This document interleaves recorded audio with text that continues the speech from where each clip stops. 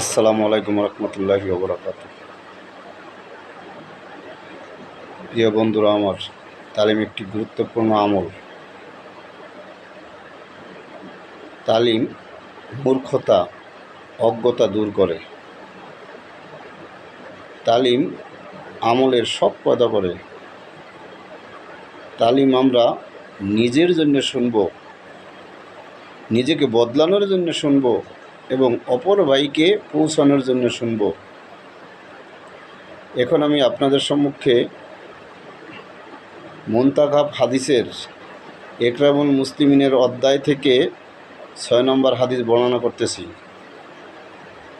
আপনারা ধৈর্য সহকারে শুনবেন, ইনশাল্লাহ আপনাদের অনেক উপকারে আসবে। হযরত আবদুল্লাহ ইবনে আমর রাদিয়াল্লাহু তাআলা আনহু হইতে বর্ণিত আছে যে রাসূলুল্লাহ সাল্লাল্লাহু আলাইহি সাল্লাম ইরশাদ করিয়াছেন, তোমরা কি জানো যে আল্লাহ তাআলার মখলুকের মধ্যে হইতে সর্বপ্রথম কাহারা জান্নাতে প্রবেশ করিবে? সাহাবায়ে কেরাম রাদিয়াল্লাহু তাআলা আনহু আরজ করিলেন, আল্লাহ তাআলা এবং তাহার রসূলই অধিক জানেন।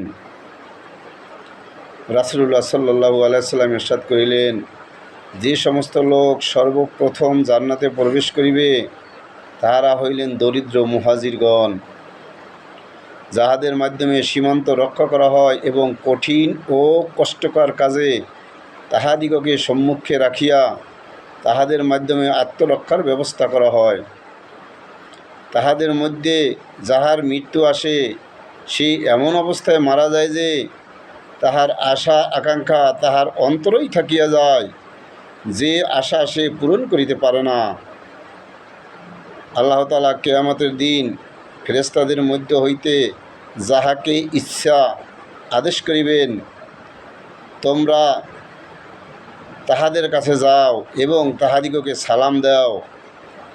ফেরেশতারা আশ্চর্য হইয়া আরজ করিবে, হে আমাদের রব, আমরা তো আপনার আসমানের অধিবাসী ও আপনার শ্রেষ্ঠ মাখলুক, ইহা সত্ত্বেও তাহাদিগকে সালাম করিবার আদেশ করিতেছেন, ইহার কারণ কি?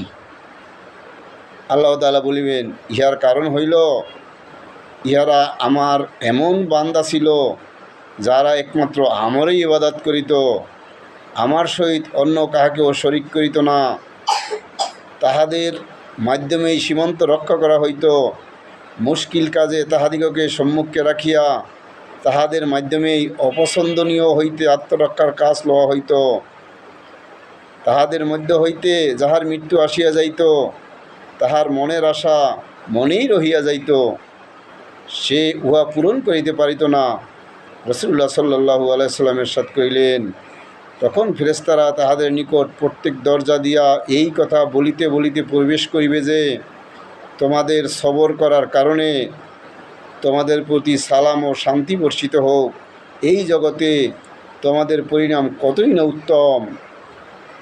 সুবহানাল্লাহ। আমাদের সকলকে এই রকম সুন্দর সুন্দর হাদিস শোনার এবং আমল করার তৌফিক দান করুন। আমিন।